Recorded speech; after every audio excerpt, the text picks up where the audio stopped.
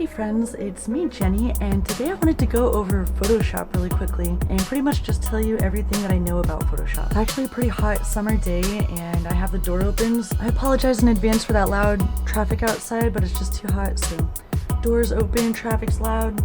We're gonna talk about Photoshop and oh my god, trash truck.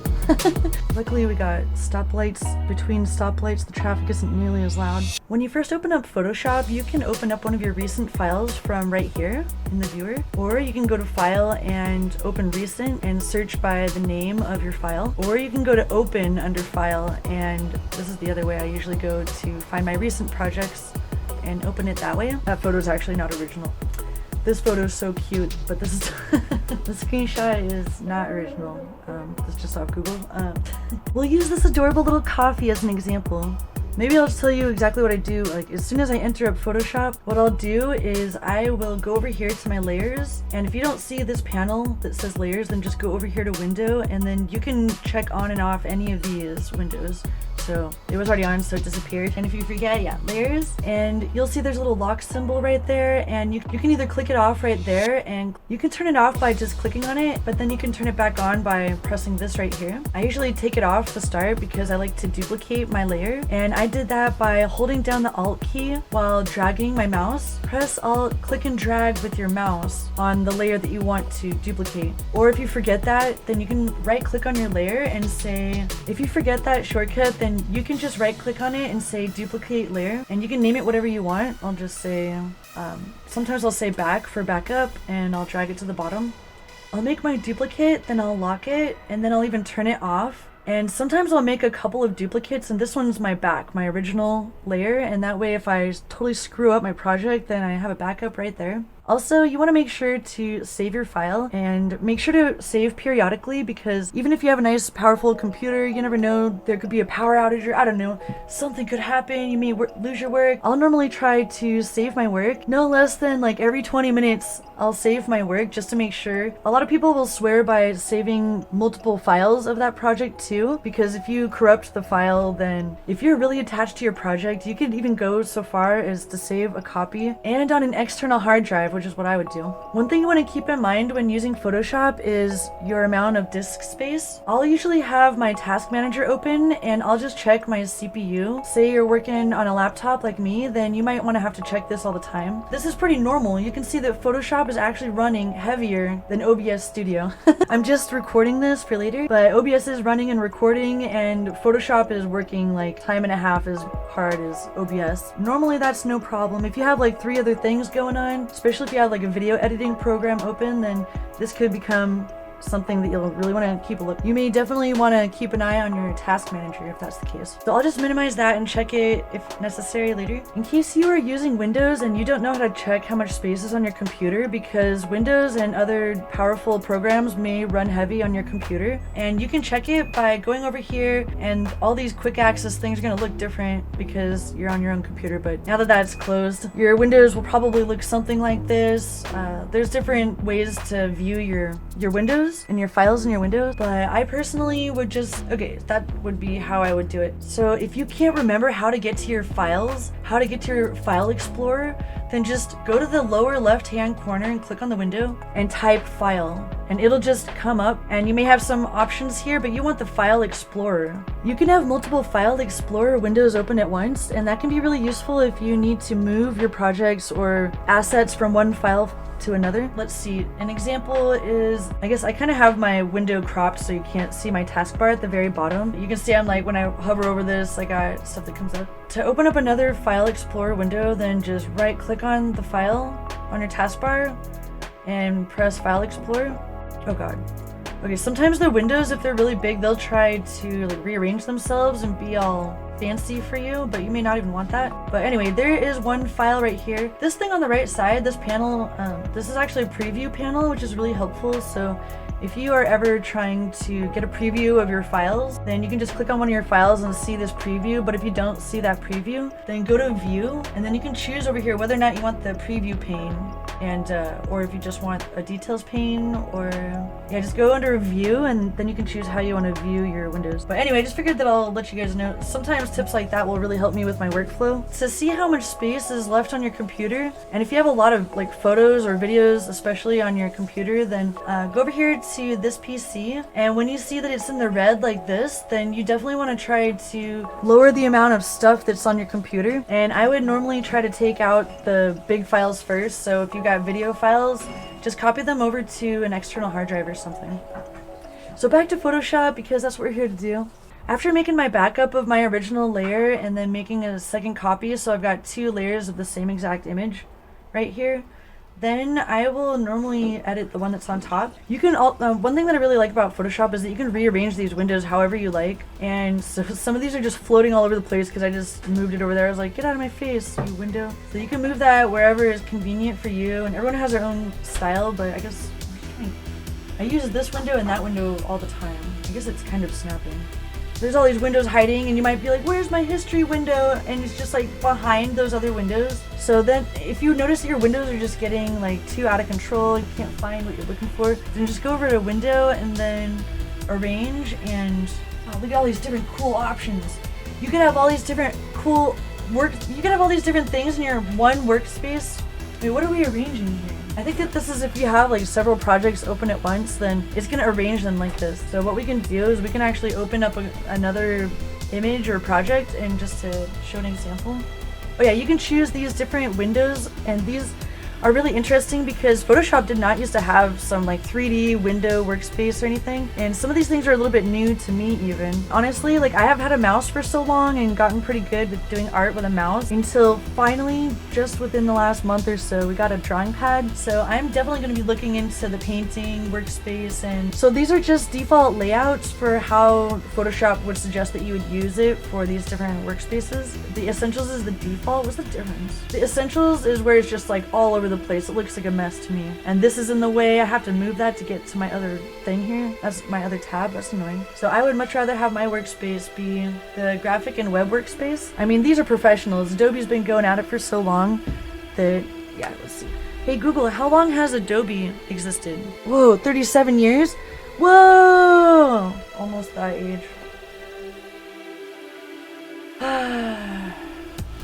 So once you have 2 different projects open at once, then you can toggle between them right here, and you can have a handful of tabs right here with all different projects. And one really cool thing is that you can actually drag projects into other projects as layers. So from your windows, you can go over here, or let's go to our file explorer, and I'll try to think which one of these things could be appropriate. All right, this is fine. So you can grab one of your files from oh yeah, so what I was trying to say is that you can drag a Photoshop file into another Photoshop file. Not just a PNG or a JPEG or a photo, but an actual project file into another project file. So I have to find another project file really quick, and I'll show you.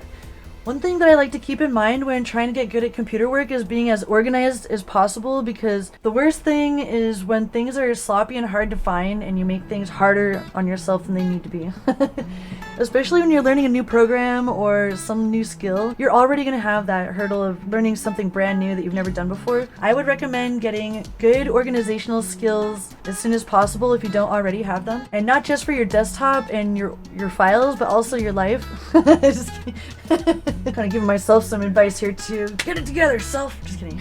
Only I was as organized as I was, and I'm relatively organized, but I'm always trying to get better. One thing that I think is really annoying is this big dumb quick access thing. I don't really appreciate this right here. I want this to like not even be here. Can I just unpin this? Sorry. Can I just not have this on here?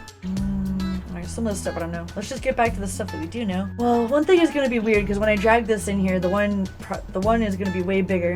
This project right here is way bigger than this Fiverr. Take it and drag it into the layers section right here. And actually, that did not seem to do the trick. That actually just opened it up in a whole nother tab right here. This was locked, so just make sure that your layer is unlocked, and then we can probably drag it in. Hell yeah. So if you can't drag in your second project file, then just make sure that your file isn't locked, because then you won't be able to do anything. And once you do drag it in, you got to press enter to seal the deal on that cropping and all that good stuff.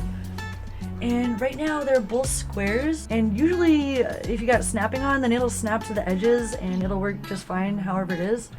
One thing that you'll notice since this Fiverr PNG or whatever, one thing you'll notice is that since the first Fiverr project that we had open was a lot smaller, it was a lot smaller originally than the second project file that we brought in for our second layer. So you'll see that when we zoom in, and by the way, you zoom in by press and hold Alt and zoom in with your scroll wheel on your mouse. I'm sorry if you're trying to use a Macintosh and also listen to this video because I only have a PC, and not that I am against Macs, I just can only afford one computer.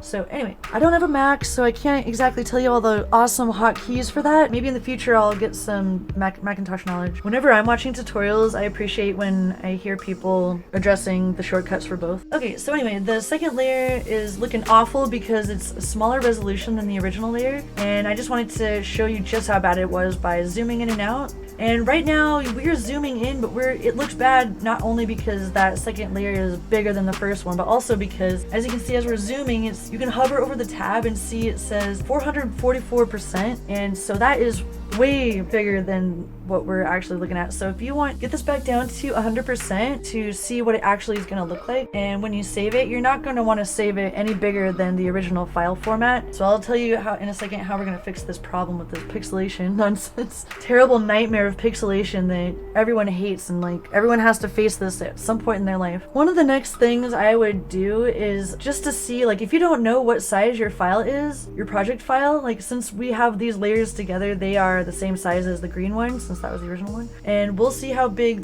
that one was and they are now together. Like the leg or the foot? Seriously? I think that it's only the US that uses inches. Everywhere else uses metric, and so like why can't we conform to the global standard? Why can't we just humble ourselves as a nation? And how come I didn't get taught metric when I was in school? I'm a little bit upset about that. I feel like I got chipped. So what I always want to use when I'm doing graphic design is pixels, but it's good to know what inches are, what inches you're using as well, because if you're trying to make a t-shirt or something, first of all, if you're trying to make a t-shirt, I probably wouldn't recommend Photoshop as your main program for that necessarily, but I would say I mean, you could totally still use Photoshop no matter what, but if you wanted to make, basically because Photoshop renders as a raster program, so like when you're printing stuff like t-shirts or logos, you may want to consider other programs like Illustrator or Affinity Designer, because those programs will offer the crispest. If you use a vector program, then you can make your design any size you want, and if you make it way bigger after the fact, then you're not gonna have a problem. But here in Photoshop, if you try to make your project bigger after you've already done it, then you're gonna screw up the whole project. I don't mean to sound so serious about that, but I can't tell you how devastating it is if you find that out after not realizing, and you put a bunch of hard work into a piece of art and then realize that like you're totally screwed because you didn't have the right settings on the size. So while we're talking about Photoshop, Kitty just hopped on up. Yeah, she's being really cute.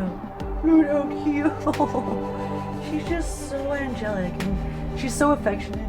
And I think that she likes the camera. I feel like whenever she knows that there's like people paying attention, she's like all about it. Back to work. Alright, cool. So we are looking at the canvas size right now, and it's in inches. So you can see that this could be good for like what, a sticker or something, but you don't really want 3.125 inches for any practical design. Not to mention, I mean, it depends on what you're doing, but pixels, this is only 225 pixels, so that's also very small in pixels. So what you can do is honestly, like, either you already have a project that is the correct dimensions that you need, and just, if that's the case, open up that project. But if not, then you should open up a brand new, when you open up your brand new project, then set the settings at the very beginning and spare yourself 7 layers of hell. We're gonna just say that we want a normal size here, like 1920 by 1080 or something, and these are in pixels.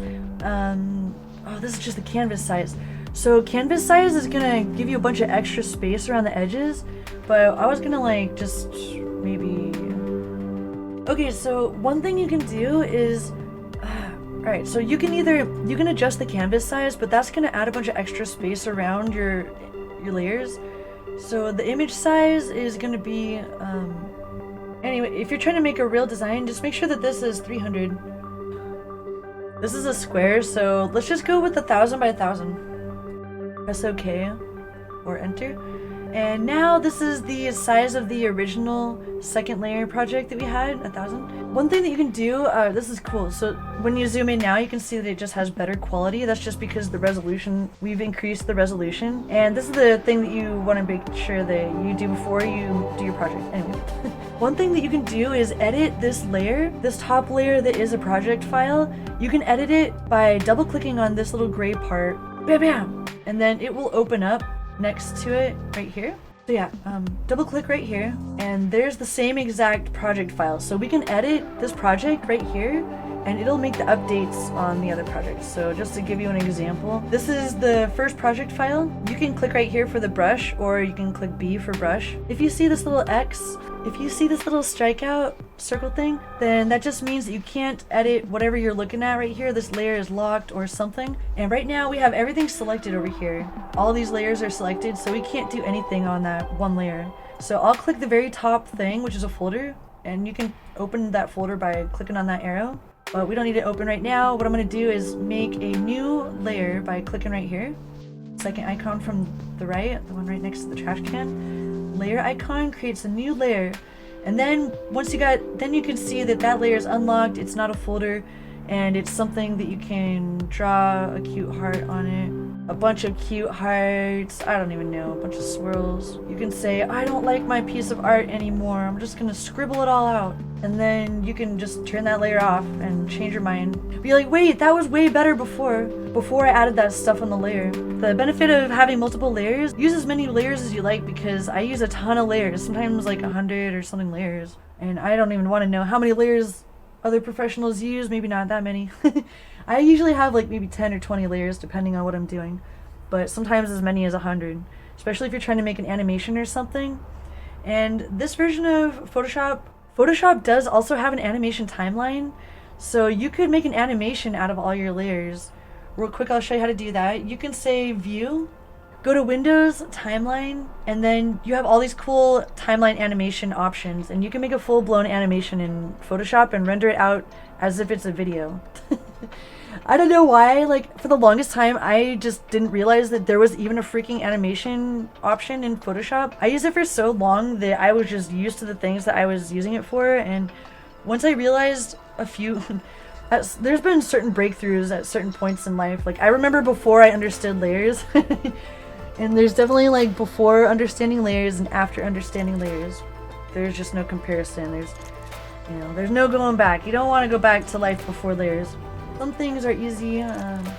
Some people prefer different ways to go about things, so I like to just point out different ways to do similar things. Because often when you want to do one thing, there's at least 3 different ways to do it. Not just in Photoshop, but in other programs too. So that is how you edit the font. If you are like, wait, where did all my text tools go? I want to go back to my text, you know? Because even though the layer is selected and you don't even see the text stuff, just press T again. T for the text tool. You can choose whether you want bold, but some fonts will not have bold options. So if you want bold and you don't see it, then try a different font and see if you see it on a different font. I'm trying to find like a favorite one. Montserrat is a Google font too. Montserrat is a good one because you don't have to worry about copyright. And although I wouldn't generally recommend worrying about that type of thing, there are sometimes copyright rules with fonts. So if you're trying to license a game or something and you're using assets, you might just want to check what the license agreements are. I don't know, I want to just try something different. One thing with video editing programs is they don't exactly have a whole bunch of really cool drawing tools like Photoshop. So the fact that Photoshop also has this super awesome timeline down here makes a lot of really cool things possible. Right now this doesn't even really make sense, like why we would want this, because it's not meant to be an animation, but you can see it just like cycles through. You can press play to preview all of those. All of these layers have like nothing on them or something. I don't even know why we have those layers, but you can just see how it'll play through. It's terrible. We don't want this, so we're gonna say Control Z to go back. And in case you didn't get the memo, you can do copy and paste, and Control Z are my 3 favorite things that I have to use constantly throughout the day. So Control C means copy, and then Control V means paste. And you can do that for almost anything in any program, not just Photoshop. Even in like Windows Explorer or like anywhere on the internet, you can highlight, you can do whatever. Most people already know this, but in case you didn't know, trust me, it's a huge time saver. And just, okay, let's just turn our ugly ass scribbles back on for a second. Let's just, instead of doing that, let's make a new layer. And by pressing that layer button and then G for fill it in, and then fill that in right there with, and you can choose what color by going down here and clicking on that. You can choose your colors from down here, and there's two colors right here. This one represents the fill and this one represents the stroke. The fill is the inner color of your thing. The fill is the inner color of your object, and the stroke will be the outline of your object or your text or whatever has a stroke on it in your project. So you can swap these out by clicking on this cool little arrow thing. So if you want the white background, or you can toggle it to go back to mauve. Alt, hold while you drag, make another layer, and then toggle those, make this white. Control T for transform. Hold shift, click and drag the corner, and by doing so in Photoshop, that's the shortcut for keeping the dimensions of your square. And this is really important because if you don't hold down shift while you're also holding down on your left mouse button and dragging, then this is what will happen, which is awesome too. But if you're like, why can't I keep my perfect square? Then just hold down shift and you're back to square land. Let's just make it kind of like so you can see it. Then what I would do is you can grab this middle layer square and you can drag it around, and you'll see these little guidelines. And this is showing you like kind of guiding you between the middle of the project and stuff. It's bringing you to the center of the other layer. If you can't figure out how to get it like directly in the middle, okay, so if you can't find like how in the heck are you supposed to align this, pretty much I just follow the guidelines, but sometimes I'm not sure, am I off a pixel because it kind of snaps to like the different grid lines. So I'm pretty sure that right there where you can see the grid lines directly in the center like that matching up, that's how you know that you're in the center. And then you can press enter, and honestly if you don't press enter, you're not gonna be able to do the next thing that you want to do. So once you've pressed enter to confirm that transform, then click V, and V is the shortcut for right up here, the move tool, and that's for grabbing your layer. So we have like, these are our main two layers on top of this. So anyway, once you have made an adjustment to this project file, then you can press Control S, and once it's saved, then when we go back to our other tab, then you're going to notice that this project has also been updated.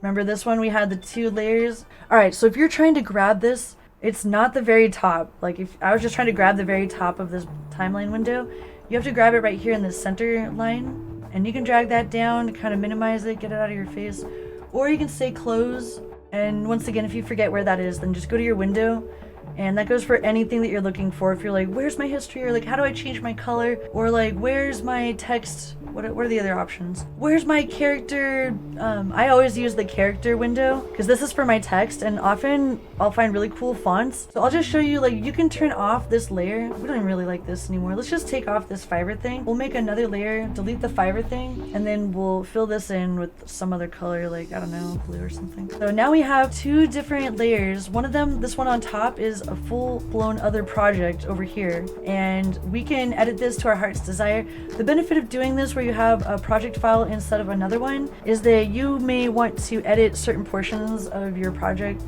separately. So this whole project file is a layer up here, and Control T to edit the transform, and I was holding shift once again to make sure that it like goes to the center. And actually you don't have to hold shift for centering it, but once you see that nice center pivot line situation there, then press enter. So right now we got the two layers. The top one is a whole other project. So yeah, once you have the different layers, then you can start doing really cool stuff, like grabbing onto this one and moving it around. But then also, say you want some text on top, you can press T for text, or it's right over here in the toolbar, horizontal type tool. And if you don't see what you're looking for, say you want to have a vertical type tool, click and hold onto this thing, and you can like choose right here. But we don't. We want a regular horizontal is fine. And what I do want to do is, this is one other thing that I learned how to do recently, where I was like, why didn't I learn this like 10 years ago, man? I could have been doing all kinds of saving time. So when you have this tool, it does not look like you would click and drag, but click and drag. Click and drag this text tool, and that creates like a paragraph thing where you'll see a cursor flashing. It's a pretty big cursor because the text tool, the font is really, really big, and you can go up here to adjust the size of the font by clicking this, and you can either choose from these classic sizes, like 36 is great, or you click and drag on top of these two T's. The text tool, it has like the big T and the small t, and this is the size of the text, so you can't actually see. Let me just text something. Let me just type something to give you an example. So here we have typed, "Hi friends." If you zoom in your project any bigger than the actual resolution, then it'll look pixelated, so let's not make it any bigger than this 100% right here. If you're trying to change the size of your text and you're like, but I'm changing the size and it's not changing, it's because you either need to highlight it like this, and you can change it once it's highlighted, or say it's highlighted and it changes like that. Once it's highlighted, then you can edit it with by clicking and dragging on these numbers, or by choosing down here. Also, you could edit this text and its size, or the fonts are right over here. This is my favorite place to get lost other than Reddit and Twitter. Just go over here and you can like go through millions of fonts and just hover over and it'll show you, but you don't have to have this highlight. It can be kind of annoying. So click on any other layer or any other area. If you still have the text tool selected and you click somewhere in your canvas area here, then it'll create another text tool on another layer. So instead of doing that, I just clicked on a different layer because we don't want another text layer just yet.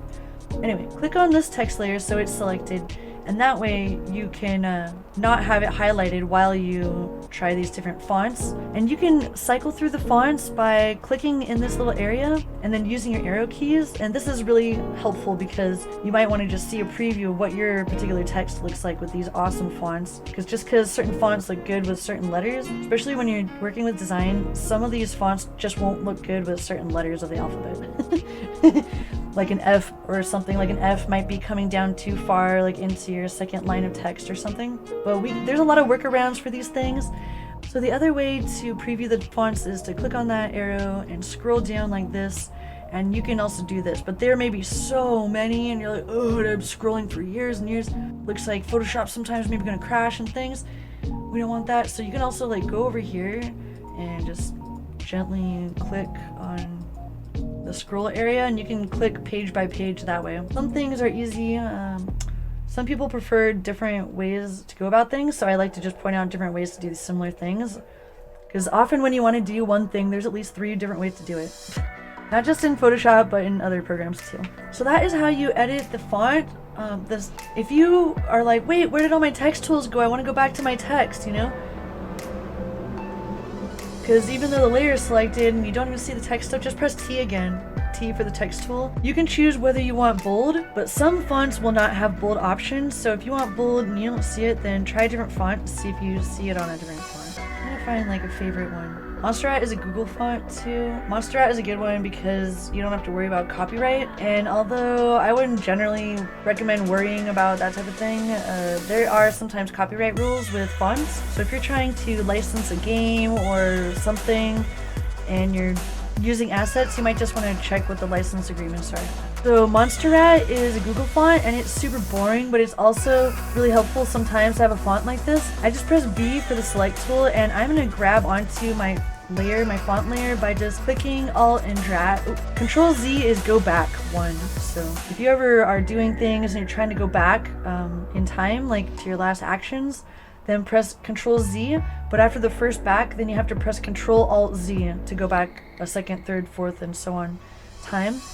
And I forgot the max amount of go back, and I think that you can set that somewhere, but I don't remember how to Google that. I am duplicating the Hi Friends layer by clicking and dragging on that first layer, and it creates this second layer for me. And I'm gonna just use the second layer as an example. I'm gonna drag it over here. So this is the bottom one, so I'm putting it on. As long as you have the layer selected and then you press T, that would be a great chance to go over to Window and Character, and that's when you can edit your font. And right here is the similar things that you would see up here. So you see a lot of these same tools that are on your taskbar when you have the text tools selected as when you have the character window open. But the character window has all these other really cool things that are important. Like if you want all capitals, and I like this a lot for flyers, then the double T is right here is where it's at for all caps, because you could just waste a bunch of time and type out the same thing with all caps, and I did that for a while.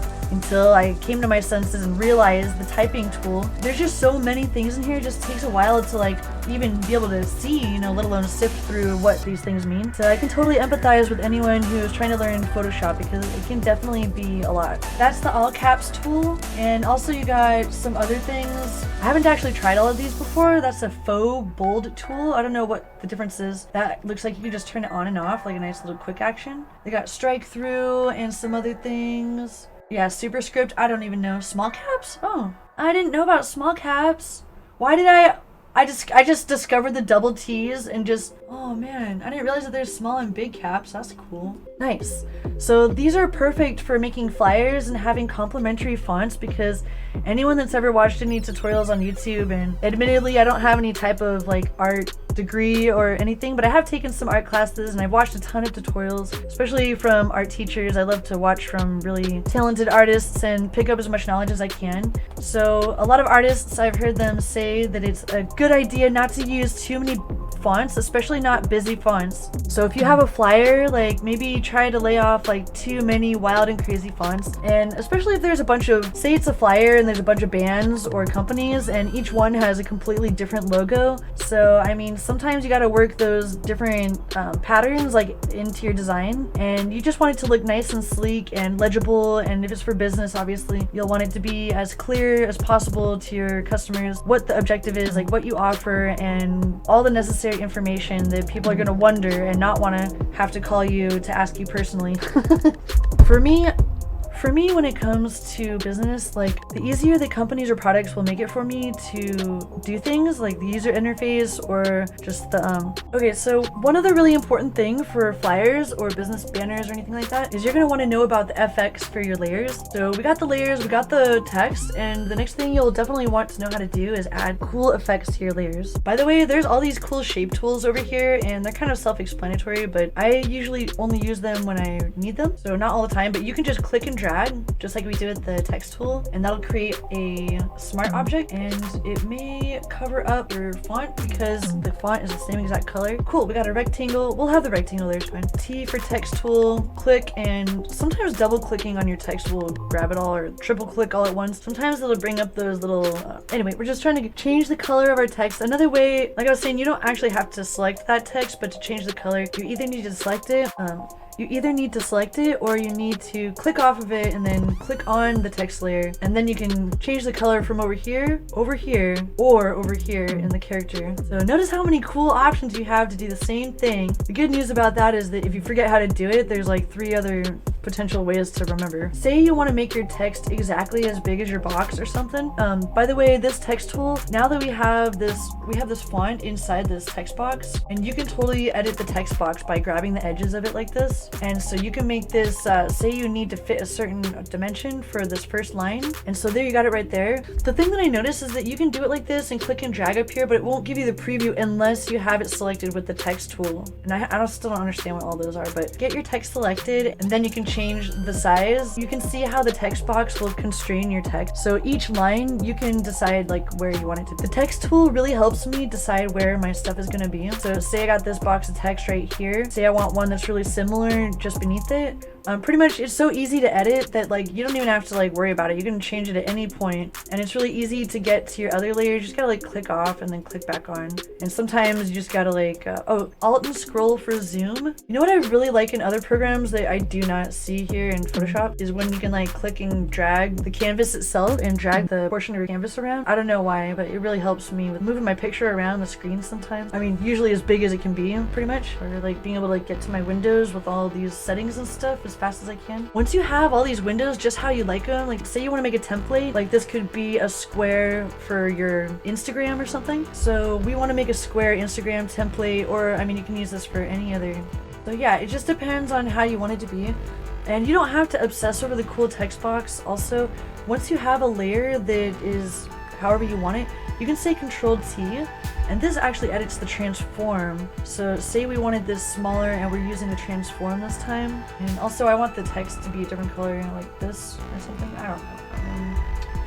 and it didn't change it because I didn't have it selected. For the love of God. Alright, so if you want to change the color of your text, then you have to come over here. Just make sure that you're not just scrolling. You just gotta like click on it. Oh yeah, so once you use the transform tool, then once you go back to the text tool, then you'll see that the text tool has also made your box, like whatever, different size. So, however you like to do it. If you know that you want your text to be centered, or I forgot to mention that the alignment tool is right here. You will definitely notice the alignment more when it's like a bigger box like this or something. And sometimes it is actually nice to have center, left, or right.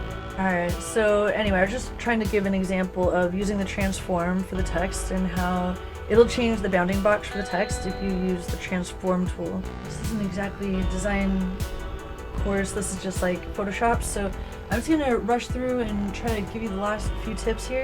FX down here is the most important thing in my life, almost. This will give effects to your different layers, and right here is what I would definitely like to go to normally. And so you can adjust you can choose any of the different cool effects right here by toggling these little boxes. Right now we only just turned on the outer glow box from down here in our project, and once this window is open you can't really do anything else, and you'll be like, wait, I'm trying to do stuff, and you're like, no wait, it's just because there's a window on top, duh. So you can change the color for the outer glow right here, and not only that, but you can also change it to a gradient, and I have saved different gradients that I just love and have created. And say you don't want to I actually have some extras here by accident because some of them I really liked and I kept saving them just in case I didn't want to lose them and stuff. Because if I don't have them selected, like, this is definitely one of my favorites. Favorite color combos here. But also rainbow and turquoise and pink and white. I guess a lot of them do get deleted, but this is one of my favorites. One cool thing about Photoshop that is unique, especially in comparison to like a lot of other... one of the coolest things about Photoshop is that you can edit the transparency right here. Right here on the top of the color of your gradient is the transparency, and you can double click on this node. I think it's a color node right here. Never mind. Just select this node. Make sure that the node that you want to edit is selected, and then you can change... Anyway, you can edit your gradient right here however you like, and if you can add these by just clicking anywhere in the timeline, or subtract them by just pulling them out and say, okay, I want that color for my outer glow. We're gonna choose the gradient for our outer glow, and the edge of it is gonna be kind of like transparent. I can't even see this thing though, so it's kind of hard to see, you know, but you get the point. See that cool glow? Once you make it gigantic, just to give you an example so you can see it, you can see the edge of the cool looking glow and like how awesome glow time is, like all the fun things you can do with glow once you make it actually look good. But often it takes a lot of just trial and error, so if you ever think to yourself, hey, I suck, then just try not to get too hard on yourself, because I think that like every day. So every day I have to remind myself that no, you don't suck, and you know. I don't know who else remembers Stuart Smiley from back in the day. I just like to look myself in the mirror and slap myself in the face.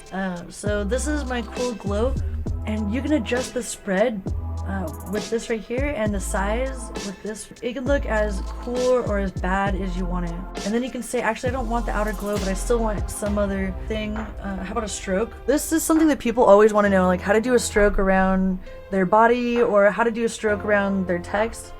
And this is the way to do it. You just add a stroke to your layer, whether it's a text or photo layer. Just add the stroke to your image or your text layer and make sure that it's selected here in your layer style window. You can adjust the size by going like this. And so you know what I'm talking about. When people have this on their YouTube thumbnails and they got the outline traced around their whatever text or their face or whatever, or emotes, you know, often people have the outline trace. Anyway, you would love to use the stroke right here for many different things, I'm sure. Once you figure out your size, like this doesn't look good. I'm not trying to say that this is good design right here. I'm just trying to give a good example that. So the stroke is just the outer line, and you can also choose drop shadows, another pretty common one right here, and then you can change the distance, you can change the rotation of the shadow. I'm like clicking and dragging, but you won't actually see it change or make a difference until you let go. And you can click anywhere in here, so that's how you change the rotation of your shadow. And I usually like to think that the sun is coming down from the top and that it's casting a shadow on the bottom, so I kind of like it over here or over here. I recommend going through all these effects and just seeing what you like. So this right here, just make sure you got this layer selected. Go here and press FX and choose from here, and it'll open up that window that we just had. The bevel emboss is really cool because you can choose to contour the font and kind of make it look like 3D, but you might not even see a difference and be like, wait, I can't even see it. You're like, what the heck? And it can be really frustrating when you just realize it. You just gotta, don't forget, just come over here and adjust these things, and then if you don't see it, like bring it, you know, towards the middle until you see some type of change. This right here is inner bevel, and it's got some type of like texture going on. I don't know why it's like that, but I don't know. Normally to do bevel, oh yeah, because texture, turn off texture. I would even turn off contour, and then just right here on the parent bevel and emboss, I would say depth. You can, this is the coolest part right here, either depth and or kind of hard to see when the font is really small, but when you get the fonts that are really big and juicy, get the big fonts, and then those are even more fun to use, these bevel effects and stuff. Yeah, the depth is cool. There's even ways to make your entire layer 3D, but it will also like do things like slow down your computer a little bit. So yeah, I'm like, wait, where did my other text go? And then I remember, oh yeah, it's just right down there. So if you're like, oh, I can't move around my canvas, just go over here to the right and you can just click and drag this thing, scroll bar. And if you need to zoom, it's Alt and scroll wheel. But if you can't, you know, these smart objects, I feel like sometimes I'm not sure how smart they are. And then I start questioning my own intelligence. Okay, so anyway, this is pretty much what I would do. So this is all like probably the worst example, you know, some kind of like ugly colors. I opened up existing pictures to start off with, like this coffee mug. I would take this very top layer and say you want to do something unique, like cut around the coffee mug and make it a really cute little emote. First of all, check and see what the heck size are we working with if I don't already know. Check my canvas size. When I try to think about who I really am truly as a person, it's all right here in this cute smiling coffee mug. So that's what I was thinking when I saw this, and I was like, you know what? I want to take a damn screenshot of this cute ass thing because it is so cute. Just to show you how it's done, choose the size of your image right here. Once you want to cut around an image, so I'm going to just turn off all my layers except for the top layer that I'm editing. I have the polygonal lasso tool, and the way I just get to it with muscle memory and I'm not even thinking about it is I just press L for lasso. Oh man, I don't even know. Lasso tool. Okay. This is how you trace around an object or thing, whatever, in your... This is how you would trace around your image. So this could be a picture of you or your emote. The thing is with emotes that you're not supposed to use stuff that's not your own. So what we can do right here is I'm just going to cut around this and show you how it's... I came to the conclusion that the right thing to do is that we can use this as a demonstration, but we will just make our own coffee emote later. Honestly though, the funny thing is that I did make a coffee emote for someone one time, and I don't know if he still uses it, but that was pretty cool. That was like one of the first emotes that I made for someone. For I am flashy. I just did this thing where I cut around the coffee cup, I press Control C, and then I press Control Shift V, and that pastes the coffee mug in place. In Photoshop, in some programs you can just press Control C to copy and then Control V to paste, but then Control Shift V will paste in place for Photoshop. And if you don't know that or you can't remember, when you have your layer selected, you can go to Edit, Copy, Paste, or Paste Special, and there's your paste in place. Or when you have your layer selected, you can press Control C, and then here's the shortcut right here if you forget. So there's the shortcut, press V for select, and then Alt, click and drag it up to make another layer, and then I will turn this one off just so that we are only editing this top layer. And then we can do fun stuff like, I mean, right around the edges, like there's definitely some problems here, and you can press E for eraser, and I pressed E, but I don't even see it now. I'm like, wait, why? It's because it's so gigantic that it's actually bigger than our picture, because remember we had our picture at 500 pixels? When you go up here, this is where you can edit your eraser. Just make sure the eraser tool is selected or press E, and when you hover over this, as long as you have your tooltips enabled, you'll see E is your tooltip for eraser. That's another way to find out if you forget. So I would not use the eraser in this case, but the reason why we can't see the eraser is because our picture is only 500. Our picture itself is only 500, so once I drag this way down to like 32 pixels, You can also adjust the hardness. So you can adjust the hardness for your eraser right here, and also you can change so many awesome things. Like you can import custom erasers and brushes, and I don't know for sure if some work as both brush and eraser effectively. I'm not 100% sure because I am honestly like, I have my specialty and I'm just now still learning other things like brushes and things, but I haven't actually used them too much because since we just got the drawing pad recently, like I need to stop what I'm doing and just draw more. You can go like this and be like, oh no, the opacity though. Well, here's where you would edit the opacity, and you want to make sure that it's 100% opacity and then it is 100% hardness if you want to make sure that you're getting a nice line, I guess, around the edge. Even then, like you're gonna get like some pixelation around the edge. Since we have 0 hardness, it's pretty good there. Anyway, so we just kind of messed it up. So Control-Alt-Z to go back several times. And so that's how you change. Oh God, say you went back too many times. If I can't remember how to go back, step forward is right here. Go to edit and then step forward. I can sort of Control-Shift-Z. There it is. All right. So quickly, I'll show you how to do the FX stroke. This is like the most important thing that you'll ever learn if you want to be a YouTuber. If you want to make thumbnails, then you're gonna have to at some point stroke it. Oh yeah, that sounds really weird. If you want to make good YouTube thumbnails, then arguably, then you'll at some point want to definitely use this stroke. Don't forget that you can change the stroke to gradient, and I really like to do fun stuff like rainbows. That's one way to stand out your designs a little bit, is adding a gradient. Some people will get further into textures and patterns, but I mean, I'm just really into the nice like aesthetic colors and color combinations. I don't always, sometimes I prefer nothing at all. If it's not going to be a good design, then I'd rather have like minimal or none. But I think that the worst type of design is if it's going to be busy and or just an eyesore, because people will be out of there. One thing with flyers and business flyers and banners that I've noticed is that, real quick recap, if you need like a whole nother layer, go right here. You can click new layer and then press G for, or just select it over there. Can't see the coffee mug now because it's on top, but if you need a background color, then once you, you can make a layer and fill it in, and then you can drag it beneath. So you have a background color, and also like one thing that you can do is add effects to that nice background color. And so you can have that gradient on your layer, and the scale is right here, just like we were doing with the shadow on the text. You can adjust the scale of the gradient. A lot of the different functions, you'll notice different features like rotation and scale, hardness, softness. Those are some things that you will notice. Choose linear, or I like radial, and then you can choose to flip it, reverse right here, and you can scale that, and then you can edit your gradient right here. And in my opinion, I don't like that blue right now. I don't know what I like anymore. I like to try new things all the time usually. But this right here, if you want to transform your layer and you press Control T on when you have that layer selected, you can grab it, select it, move it around, Control Z to go back, or you can press Shift and hold while you press your left mouse button, hold and drag. And right now it is transforming to the left corner. You can do whatever you like, but this is what I would maybe consider Mr. Coffee.